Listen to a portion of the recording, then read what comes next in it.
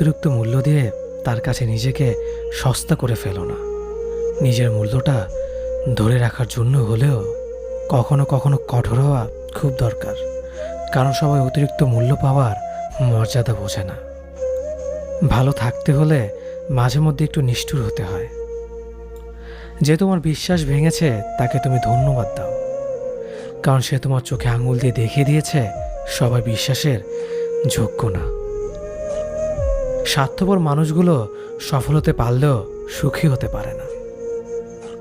বুঝতে শিখুন কে সময় নিয়ে আপনার সাথে কথা বলে আর কে সময় পেলে আপনার সাথে কথা বলে।